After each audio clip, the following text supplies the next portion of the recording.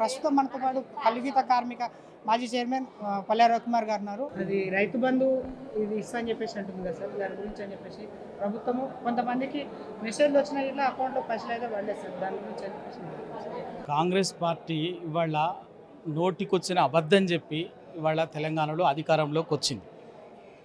అందులో ముఖ్యంగా ప్రధానంగా 6 గ్యారంటీలు హామీలు అని చెప్పి అందులో 420 హామీలనిచ్చి మొక్కుబడిగా ఏదో ఉచిత బస్సు ప్రయాణం అని చెప్పి పెట్టి ఇవాళ తప్ప ప్రధానంగా చెప్పినటువంటి రైతు బంధు కానీ 2 లక్షల రుణమాఫీ కానీ ప్రతి ఇంటికి 200 యూనిట్ల ఉచిత విద్యుత్ కానీ తర్వాత మహిళలకు 2,500 రూపాయలు ప్రతి నెల ప్రతి మహిళకు కుటుంబానికి కానీ ఏ ఒక్కటి కూడా అమలు చేయకపోగా వాళ్ళ ఎంతసేపు ఏంటంటే వాటిని డైవర్ట్ చేయడం కోసము 10 ఏళ్ల తెలంగాణ పాలనని అగౌరవపరిచేటట్టుగా కించపరిచేట్టుగా తెలంగాణ సమాజాన్ని తెలంగాణ ఇవాళ 10 ఏళ్లలో సాధించుకున్న తెలంగాణలో కేసీఆర్ గారు 10 ఏళ్లలో ఇవాళ దేశంలో ఒక గొప్పగా తీర్చిదిద్దినటువంటి దాన్ని కించపరిచి తెలంగాణ అంటేనే ఒక విఫలము, తెలంగాణ అంటే ఏది చేత కాదు, తెలంగాణ అంటే అవినీతి అనేటటువంటి ఒక తప్పుడు అవగాహాన్ని ఇవాళ దేశంలో ప్రపంచంలో నెలకొల్పేటట్టుగా ఇవాళ ముఖ్యమంత్రి రేవంత్ రెడ్డి గారు కాంగ్రెస్ పార్టీ నాయకులు ఇవాళ విష ప్రచారాన్ని చేస్తున్నారు. బరాబర్గా ఇప్పటికైనా మీరు ప్రజలకు ఇచ్చినటువంటి హామీలు ఏవైతే ఉన్నాయో ఆ హామీలని మీరే చెప్పారు. డేటు తేదీ చెప్పింది డిసెంబర్ 9వ తారీఖు అధికారంలోకి వస్తాం, ఎల్బీ స్టేడియంలో ప్రమాణ స్వీకారం చేస్తాం, అదే రోజు మొట్టమొదటి సంతకము క్యాబినెట్ సమావేశంలో ఆ గ్యారంటీలకు సంబంధించి వాళ్ళు అమలు చేస్తామని చెప్పినటువంటి వాళ్ళు ఎన్ని రోజులు అవుతుంది? దాదాపు 1.5 నెలల దాటిపోయింది.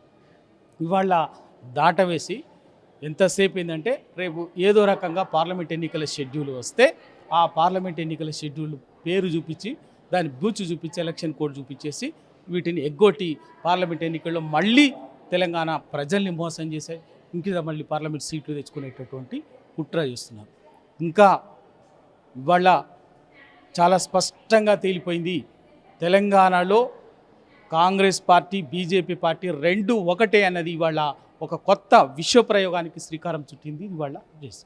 ఎందుకు అంటే ఇదే కాంగ్రెస్ కేసీఆర్ గారు టీఆర్ఎస్ ప్రభుత్వం అధికారంలో ఉన్నప్పుడు ఎమ్మెల్సీలని 2 ప్రతిపాదిస్తే ఆమోదించినటువంటి గవర్నర్ గారు ఇవాళ అదే ఒక రాజకీయ పార్టీ నాయకుడైనటువంటి ఒక పార్టీ వ్యవస్థ అధ్యక్షుడైనటువంటి ఏ కారణంలో అయితే రిజెక్ట్ చేసిందో వచ్చిన వెంటనే వాటిని చకాచకా ఇవాళ కాంగ్రెస్ ముఖ్యమంత్రి తెలంగాణ కాంగ్రెస్ ప్రభుత్వం ప్రతిపాదించేటటువంటి ప్రతి పనిని గవర్నర్ గారు చకాచకా ఇవాళ ఆమోదిస్తూ ఇవాళ కాంగ్రెసు బీజేపీ 2 ఒకటే అనేటువంటిది ఇవాళ చాలా స్పష్టంగా తేలిపోయింది. పైగా మళ్ళీ బీజేపీ బీఆర్ఎస్ ఒకటే అని చెప్పేసి ఒక తప్పుడు విష ప్రచారాన్ని ఇవాళ చూస్తుంది. వాస్తవం ఏంది ఇవాళ తెలంగాణ సమాజానికి అర్థమవుతుంది. ఎటువంటి పరిస్థితుల్లో ప్రజలకు ఇచ్చినటువంటి హామీలని ఏ హామీలు అయితే మీరు ప్రజలకు ఇచ్చిందో ఆ హామీలు నెరవేర్చే దిశగా ఇవాళ బీఆర్ఎస్ కేసీఆర్ గారి నాయకత్వంలో కేటీఆర్ గారి నాయకత్వంలో అందరము ఇవాళ ప్రజల పక్షాన ప్రజల గొంతుకగా ఇవాళ మాట్లాడక తప్పదు, మాట్లాడతాం. వాటిని అమలయ్యేటట్టుగా హామీలు ప్రతి హామీ అమలయ్యకపోతే మెడలు వంచి హామీ చేసేటట్టుగా ఇవాళ పనిచేస్తాం. సార్ కాంగ్రెస్ అంటుంది సార్ 13-14 సీట్లు లోక్సభ స్థానాలు మారాయని చెప్పేసి అంటారు సార్, దాని గురించి మీరేమంటారు? ఎందుకు మోసం చేసి వాళ్ళ మళ్ళీ అధికారంలోకి వచ్చినటువంటి వాళ్ళని మళ్ళీ ఒకసారి గొంతు కోసేంది. కాక రెండోసారి మీకు ఇవాళ 13 పార్లమెంట్ సీట్లు ఇవ్వాలి. ఏం మాట్లాడి చెప్పింది ఏంది, వాళ్ళు చేస్తున్నది ఏంది? ఒక్క హామీని అమలు చేసిందా?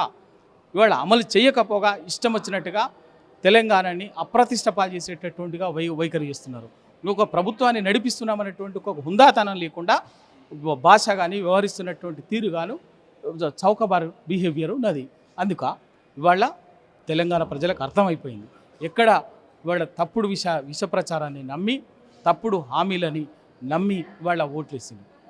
అది పార్లమెంట్లో దానికి తగినటువంటి మూల్యం కాంగ్రెస్ పార్టీ నాయకత్వం కాంగ్రెస్ పార్టీ ఆ మూల్యం చెల్లిస్తారు. 12-13 సీట్లు కదా, ఏమొస్తుంది ఆ మూల్యము? జరిగినటువంటి ఈ 50 రోజుల పరిపాలనలో ఆ పార్టీ చేసినటువంటి మోసం ప్రజలు ఇవాళ గ్రహించరు. ఆ గ్రహించి దానికి తగ్గట్టుగా బుద్ధి చెప్పబోతున్నారు. కేసీఆర్ గారు ప్రజాక్షేత్రంలోకి అడుగు పెడితే బీఆర్ఎస్ అధికారంలోకి వచ్చే అవకాశాలు ఉన్నాయి.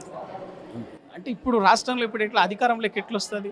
కేసీఆర్ గారు ప్రజాక్షేత్రంలో ఎప్పుడూ ఆయన 40 సంవత్సరాలుగా రాజకీయ జీవితంలోనే ప్రజాక్షేత్రంలో ఉండేటటువంటి పనిచేసే నాయకుడే. ఇవాళ 25 ఏళ్లుగా తెలంగాణ కోసం మడమ తిప్పకుండా పోరాటం చేసి ప్రభుత్వాల్ని కేంద్ర రాష్ట్ర జాతీయ అన్ని జాతీయ పార్టీల మెడలు వంచి తెలంగాణ రాష్ట్రాన్ని సాధించినటువంటి కేసీఆర్ గారు మళ్ళీ వాళ్ళ కొంత జరిగినటువంటి సంఘటనతో రెస్ట్లో ట్రీట్మెంటులో భాగంగా విశ్రాంతిలో ఉన్నారు. తప్పనిసరిగా వీలైనంత త్వరలో ప్రజాక్షేత్రంలోకి వస్తారు. కేసీఆర్ గారు ప్రజాక్షేత్రంలోకి వచ్చి, ఎందుకంటే కేసీఆర్ గారికి టీఆర్ఎస్కు ప్రజా పోరాటాలు, ప్రజల తరఫున పోరాటము, ఆందోళనలు కొత్త కాదు. వాళ్ళ ఖచ్చితంగా ఆయన వచ్చిందంటే వచ్చి పార్లమెంట్ ఎన్నికల్లో దాని తప్పనిసరిగా దాని ఫలితం ఉంటుంది. కిన్మార్ మల్లన్న అంటున్నాడు కదా సార్, రైతు బంధు రాలే అన్నతో చెప్పుతో కొడతా అని చెప్పేసి అన్నాడు సార్. దాని గురించి ఇప్పుడు అంటే అహంకారము, అంటే చేసిన మోసాన్ని ప్రజలు అర్థం చేసుకున్నారు కాబట్టి ఇవాళ దాన్ని ప్రశ్నించే చెప్తూ కొట్టంటే ఇంకా మిమ్మల్ని దేంతో కొట్టాలి? అదండి, తెలంగాణలో ఏ ఊరికి పోదామో రైతు బంధు ఎంతమందికి వచ్చిందో ఇవాళ ప్రజలు పోతారు. అప్పుడు మాట్లాడే నాయకులకు తిన్మారన్ మల్లనే కావచ్చు, ఇంకో మంత్రి కావచ్చు, మంత్రి కూడా మాట్లాడిండు కోమటిరెడ్డి వెంకటరెడ్డి గారు. అంటే మీరు చెప్పినటువంటి మాటలను నమ్మి, మీ మోసాన్ని నమ్మి ఓటేసినందుకు మీరు చెప్తూ కొడతారు ప్రజల్ని. మరి ఇవాళ నడువండి పద తెలంగాణలో ఏ ఊరికి పోదామో పదండి. ఇవాళ ఎంతమందికి రైతు బంధు వచ్చిందో అప్పుడు రైతులు ఎవరిని చెప్పుతో కొడతారో తెలుస్తుంది.